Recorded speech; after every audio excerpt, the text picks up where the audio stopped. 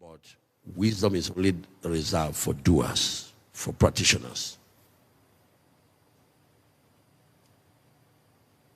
You can learn all my teachings or healing ministry till you start healing the sick. You will never see my back.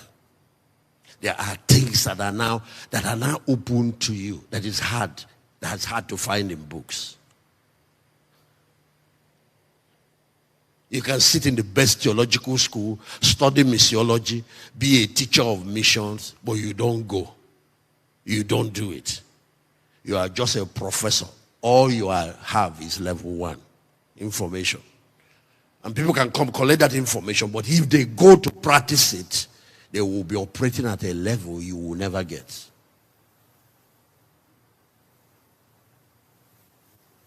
I don't want to sit as GO, be answering GO, go, and be sending orders and never went.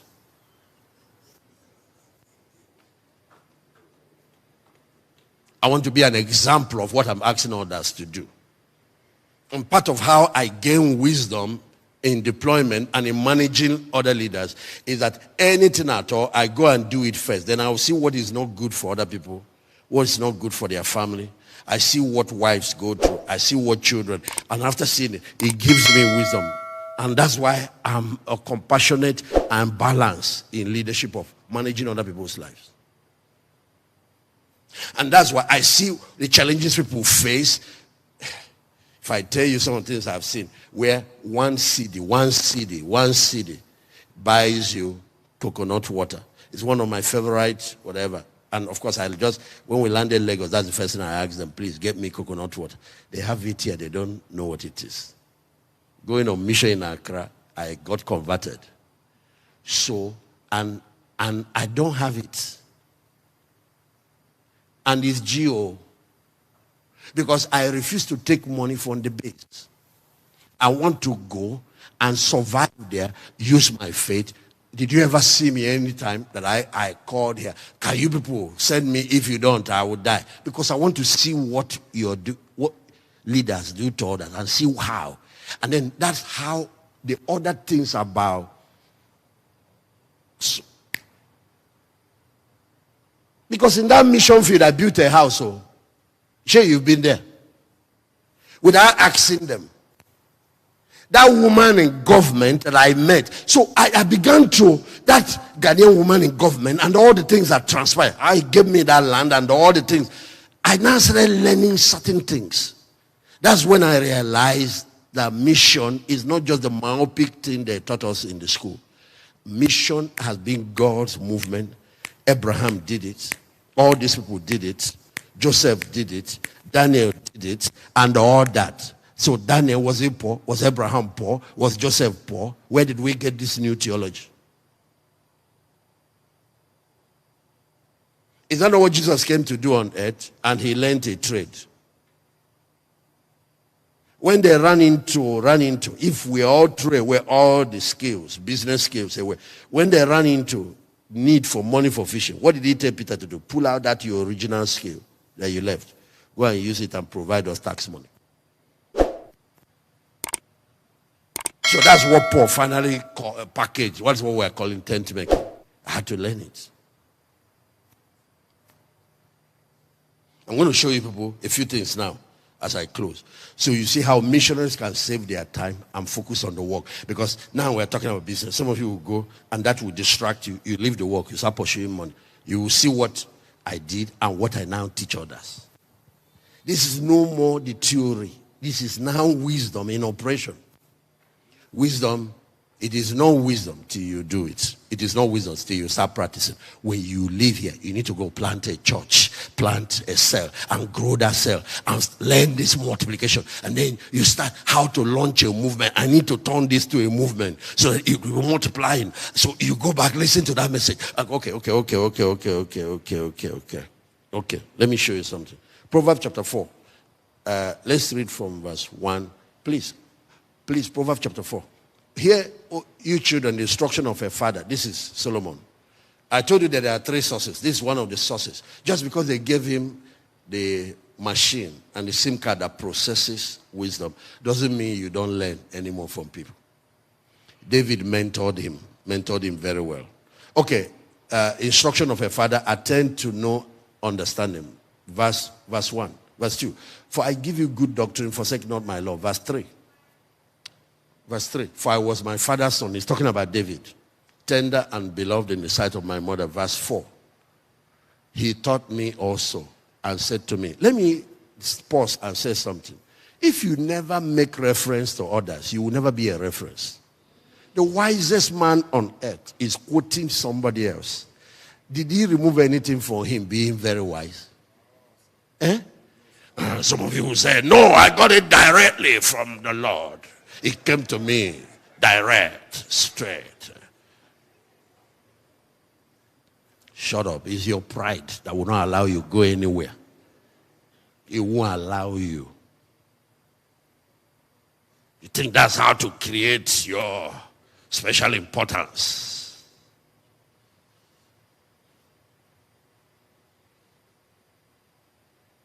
You know, pride has types. What the worst type is spiritual pride.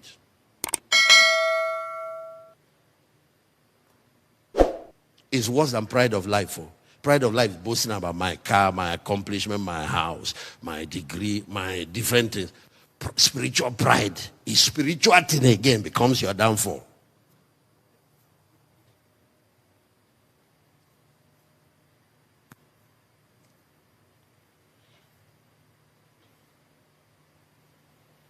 Anyway, I was my father's son. He taught me. He said, let your heart retain my words, keep my commandments and live. Verse 5. Please, verse 5. Or get wisdom, get understanding, forget it not, neither decline from the words of my mouth. So where did Solomon know what to ask God when that opportunity was given? You can see what his Baba taught him. Get wisdom, get understanding, forget it not, neither decline from the words of my mouth. Verse 7, verse 6. Forsake her not. What will happen? She will preserve it. 24 major things she delivers. It's more than that, but there are 24 core. Protection is one of them. Preservation. Love her, she shall keep thee. That's protection. Then verse 7. Wisdom is a principal thing. Therefore, get wisdom with all you are getting. What? Can you give another translation for that one? Another translation for verse 7. This is what David taught him. Getting wisdom is the wisest thing you can do. Whatever else you do, develop what?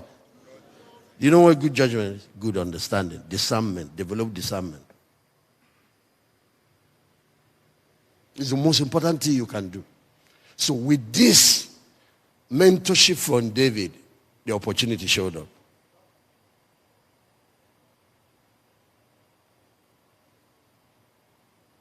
And that's what I'm doing for you now. Because it separates one pastor from another. It separates one businessman from another. It separates one governor from another. It separates people. Verse 8. Verse 8. Some of the things he will do for you. Exalt her, she will promote you. She will bring you honor when you embrace her. You notice that it's her, Sophia. Verse 9. She shall give to your head an ornament of grace. Favor. A crown of glory. This one will turn you into a leader and give you your own crown. This woman. You're looking for a girlfriend. This is the first one you need to have. Sophia. Verse 10. Verse 10. Okay, now, the reason I turned to Proverbs chapter 4 is to show you the process that generates understanding. And then from there to wisdom. That's why I came here. Because the wisest man revealed the process. And Jesus also revealed it again in the New Testament. Go to verse 20 and show them the process. My son, attend to my words. So attend to my words is the first instruction. Number 2, incline your ear to my say. The second thing is the listening. And today with iPod, with different method of listening. So if I read, it's not enough. I also use audio and all that. I also find a way to, because faith comes by hearing, not by reading. It can come by reading if you add meditation. So that's number 2 instruction. Number 3, yes, go ahead. Go ahead. Let them not depart from your eyes. So I like visual. That's why I like to watch. So I've engaged my ear. I've engaged study. I've engaged my eyes.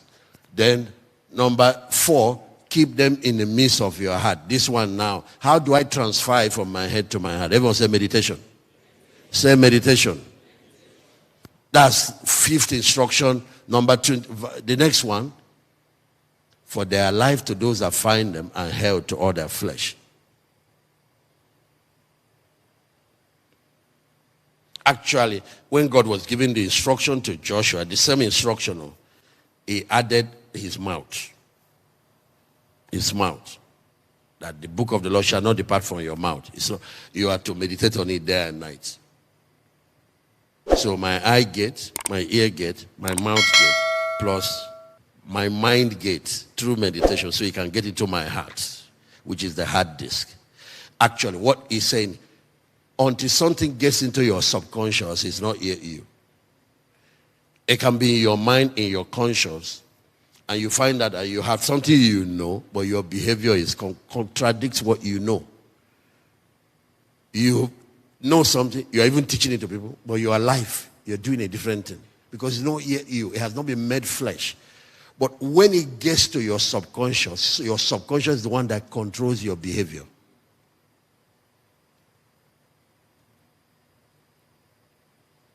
So finally it gets down to your heart. And when it gets down to your heart, it becomes you. Because as a man thinks in his heart, so is it. And the person is changed. And then he starts delivering to you the different things he promised. So, the one thing you notice when he was giving instruction is that the last instruction, go back to verse 21, let them see that instruction, has to do with retention. Okay, let them not depart. And in almost every chapter in the book of Proverbs, there is instruction about this thing not departing from you. Because there is a 5th pillar, and the 5th pillar is foolishness. That's what Pastor Ike was talking about by a lot of people that are jabbering. Foolishness is now the rejection of wisdom. The abandonment of wisdom is when you file divorce. You get her, you get blessed, you collect. So what happened is after a while, some people as they prosper, some people as they change environment, some people as they get into new relationships that challenges, then they abandon what they have been taught, what they have been raised with. They abandon their values, and then that man is foolish. There's a difference between foolishness and ignorance. Ignorant person does not know. A foolish man knows, but walked away from it. And that's when the consequences come heavy. Usually in the time of ignorance, God tolerates, God overlooks. He treats you like a child. Children do a lot of nonsense. Babies, they can poo-poo on your shirt. You don't flow, But now, a man that has gained knowledge, understanding, is not an adult. He walks away from it. God now, both the demonic world and the divine world combine to deliver. They go through a lot of problems.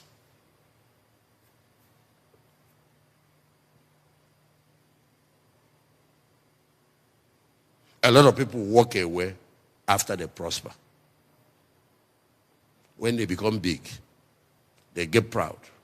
Okay, this is a good example, the man we are studying. 1 Kings chapter 11. So you will now find that Solomon wrote 2 major wisdom books. One, when he was walking in wisdom.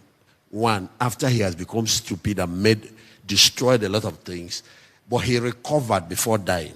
And it's mercy that God showed him. Because a lot of people have gone to hell. But he recovered. So he wrote another book to correct people not to make the mistakes he made. That second book is Ecclesiastes. Ecclesiastes was written after he had made all the mistakes. But he came back to his senses. He didn't recover the glory God gave him, but at least he recovered his sense. And he died. That's why he's part of those who are going to resurrect. You will meet when the resurrection comes.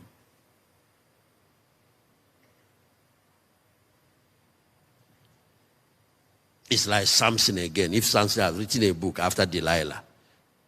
So there are two kinds of people you listen to. First is a wise man, a person that is walking in the ways of God. There's a person you must avoid if you're going to have wisdom and return it. Is a man that's walking in the counsel of the ungodly, a man that is walking against God's values. Stay away from such people, because evil communication, of course, the Bible says he that walks with a wise man will end up what? Being wise. But the companion of fools will be what? Watch how Adam lost it.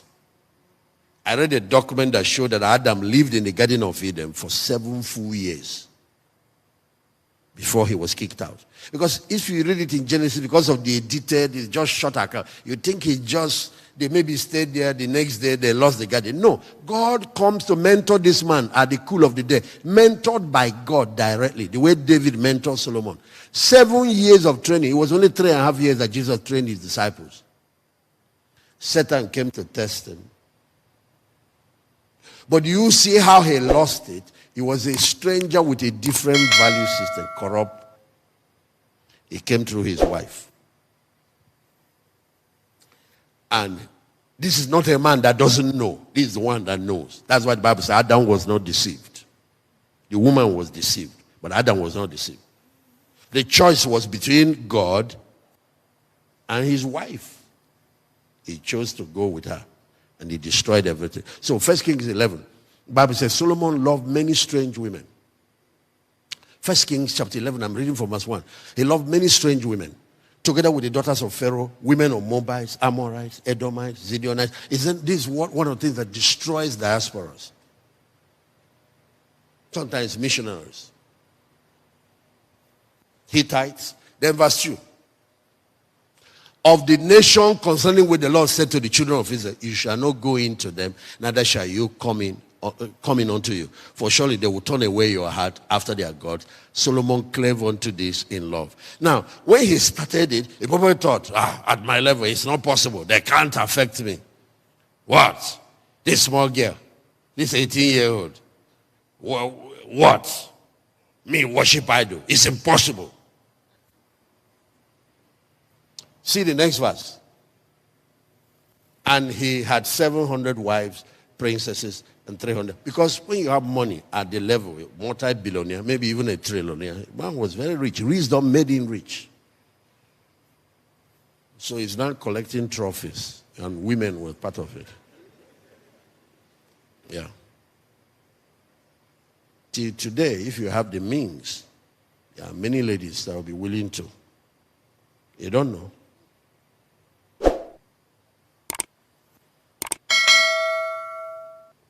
His wife turned away his heart. Did you see that?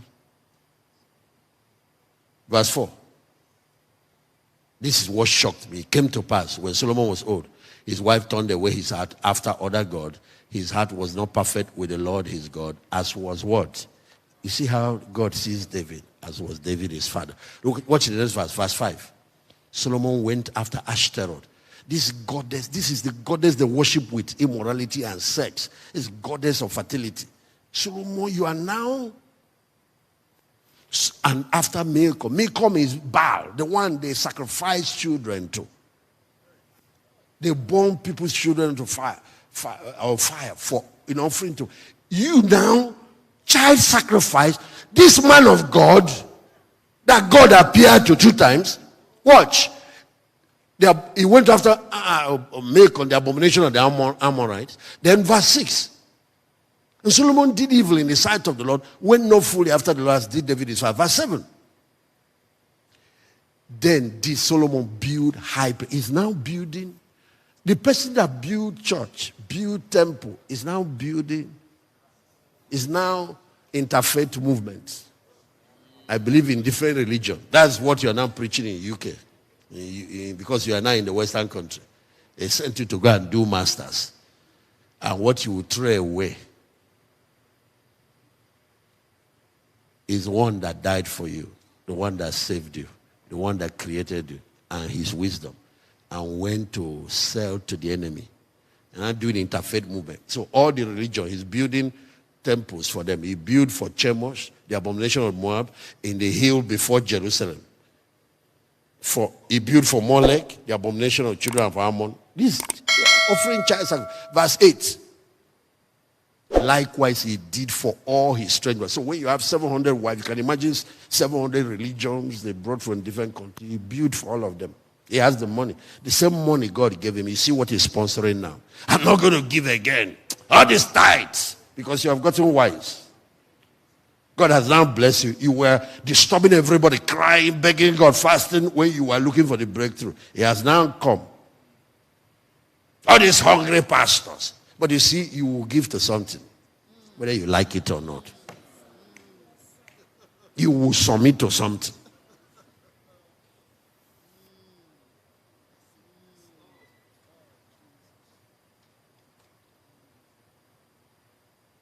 If you to serve God, you will serve something. Even if you choose atheism is religion. But you will pay for it.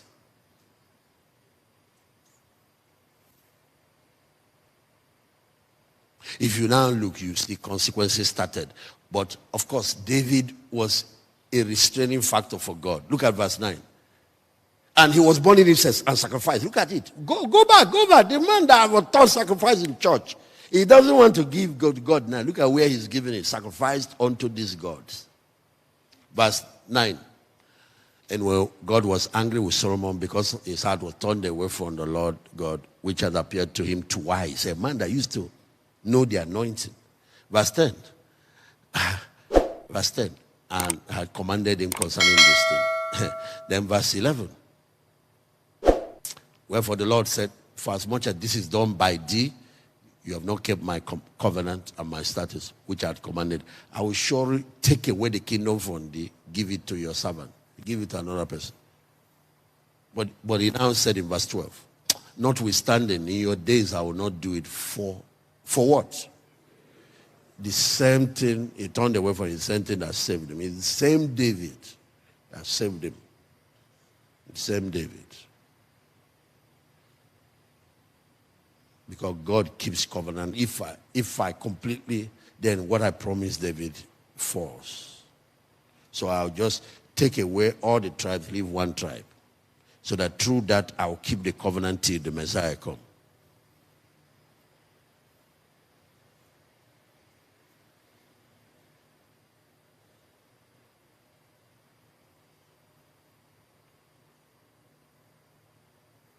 You see that temple and all that thing he built, Solomon's temple, order, destroyed, burned to ashes. You see that house he built to the Lord, burned down to ashes. You see the nation he built, the greatest nation on earth at that time, burned down to ashes.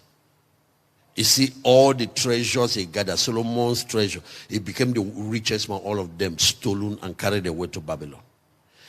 You see, the same thing that takes you to the top is what you must maintain to stay on top. If not, you see all the things you accomplish can be destroyed overnight. Foolishness. It's not a man that didn't know that was ignorant. God usually have patience with them. It's somebody has invested in. You see the kind of things you are hearing. See the kind of things you are receiving here.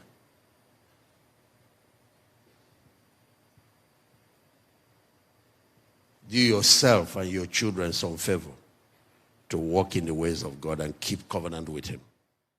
Thanks for watching. Please remember to subscribe, like, and share.